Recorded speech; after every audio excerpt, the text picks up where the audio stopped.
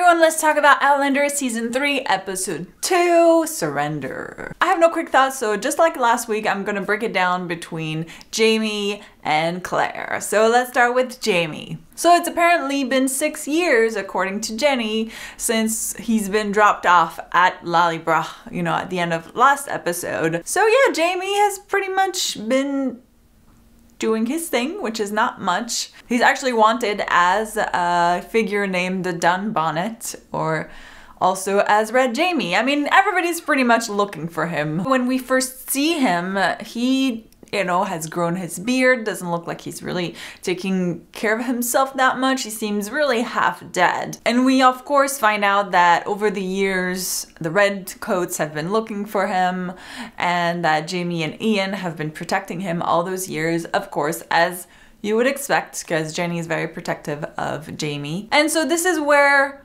sort of this episode starts, after all of this has been happening, and there are quite a few really intense moment in this episode. I want to first start talking about Fergus because he's back. I'm really excited that we're getting to see him again. And I want to particularly talk about the Raven incident. He decides to shoot down the Raven so that Jenny's baby will not die. I mean, they think it's a bad omen. Things unfold. The Redcoats hear the shot. They come back because you're not supposed to have a gun.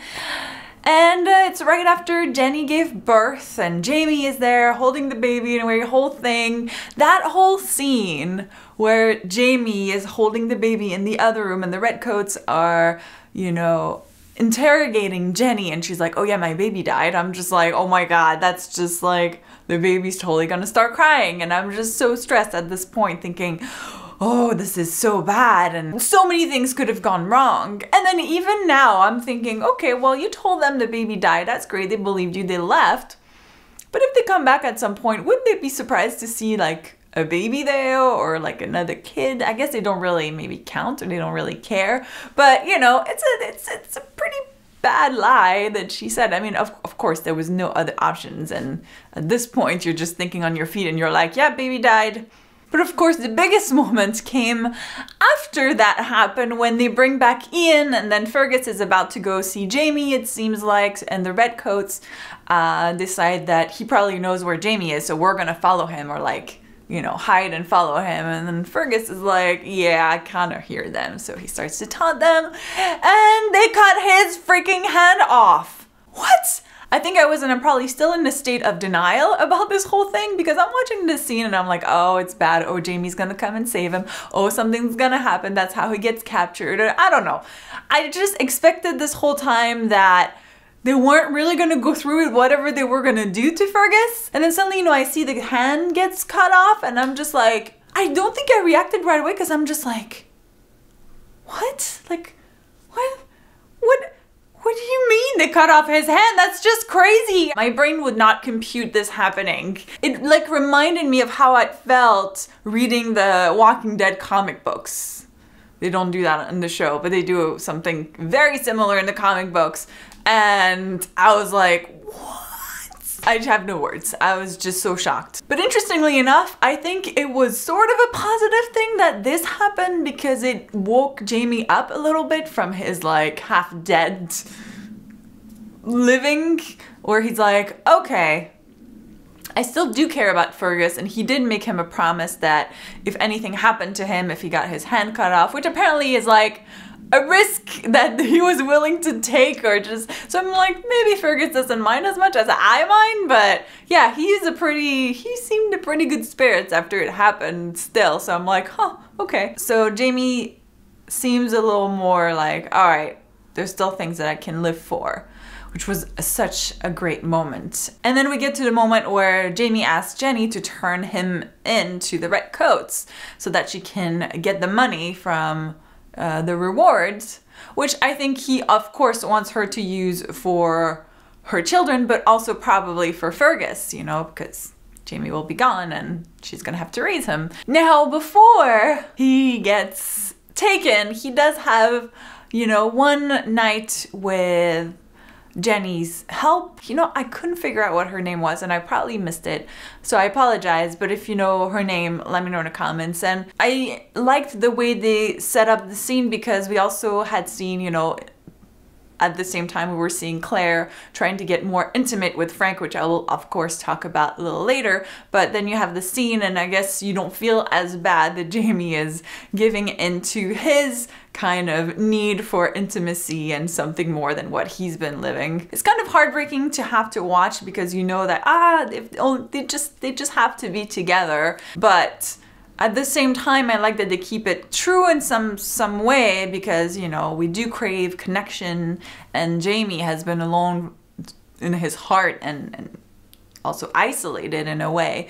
for so long that, you know, it feels like this is presented to him. He's just like, and I love the performance, because he can see that it's just not easy for him. Like, he wants to, but he just doesn't know quite how to do it. So great moment. And then we of course get the final scene where Jenny turns him in, and they have this whole pretend like, Jenny, how could you? Oh, and then he's all shaven now. It's the old Jamie again, or the new Jamie, right? Like, he's back to, you know, he's shed the weight kind of off of him a little bit, literally and figuratively, and he's ready for the next step in his life. And so you have this kind of like, Jenny, how could you? And she's like, I will never forgive you, which probably she kind of meant a little bit, I will never forgive you for forcing me to turn you in. I love how this scene was put in the trailer, and I remember thinking, what? Jenny is turning him in? I'm so confused. Like, that makes no sense. Jenny would never do this, which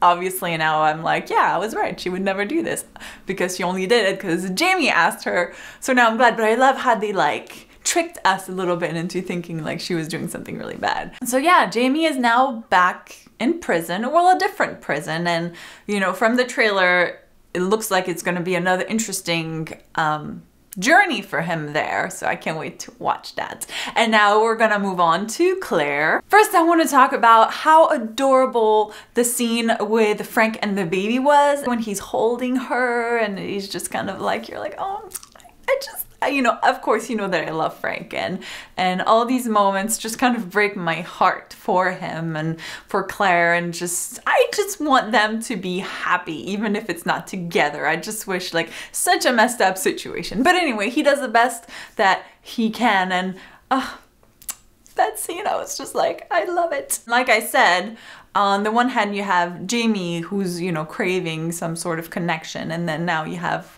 Claire, who realizes that even though she was all hopeful when the baby was born, she's like, yes, we can make it work. She realizes it's not that easy. She still has a hard time, you know, really connecting to Frank. I think, you know, Jamie's still in the back of her mind. And so she does try to be intimate with him. And I think Frank, because they had been together before, he does notice the difference, where he's like, you're not really present. You're not here. I can see it because I know how you were before. And it's heartbreaking for him, and it's heartbreaking, I think, for her, because she's trying, but she can, and she's doing the best she can, and he's doing the best he can. I mean, it's just, I just am loving those moments in Outlander right now. I love the performances. I think it's so subtle, and it's so true, and it's so touching. My favorite part in the Claire storyline is her going to medical school, or at least taking the first step to go to medical school for her first class. And that's when we meet also Joe Abernathy. And I love how they create this connection, which I kind of expected, because when they announced the casting for Joe Abernathy, they set him up as Claire's new friend and confidant. So you have the beginning of like their friendship. They get close because of their struggle. I mean, it's not exactly the same, but it's similar. They're not accepted in that school and in that society. What they want to do is not really accepted. And I love that, you know, Claire is all like wide-eyed smile and super like excited to be going to medical school, and then the teacher is like, ugh, yeah, I guess we have to take women. No. And then you have Joe that comes in, and she's, you know, very open and friendly to him, and he seems very nice to her, and I got really choked up, and I was like, oh my god, I love them already. I'm just so excited to see them like grow their friendship, and, you know, see them like overcome in medical school. And then one last thing I want to mention is the fact that as we see Claire is now going to medical school, it seems that her and Frank are now sleeping in separate beds. And I think that was a thing in the 50s or 60s, like you would sleep in separate beds when you were a married couple, or I've seen that definitely in like older movies. So part of me wants to say, oh, it's because, you know, they've just decided to not be as close as they wanted to be, or maybe that's just how it was, but it's definitely, I think, very visually clear that they probably respect each other and they've decided that they were gonna raise the child together and they were gonna stay together, but that's kind of, there's still some sort of distance or space between them, and now they have their own bed. So I'm still super excited that Claire is going to medical school. I can't wait to see more of how that story evolves. So far, I'm really enjoying this season. Obviously, only 2 episodes, but I like how they're slowly kind of building the story. They're showing us their lives and how it's been going. I just enjoy it. It doesn't need to be rushed. I like this pace, and I can't wait to see what comes next. Of course, I would love to hear what you thought of this episode. Did you enjoy it as much as I did? Are you excited about Claire in medical school? Were you freaked out about Fergus? Let me know in the comments. If you haven't yet, make sure to subscribe so you don't miss any of my Outlander reviews. Thank you guys so much for watching, and I will see you next time. Bye. You know how much I'm in denial about Fergus losing his hand? I literally forgot about this happening until I was putting down my notes for this review, and I was like, oh yeah, that did happen. No.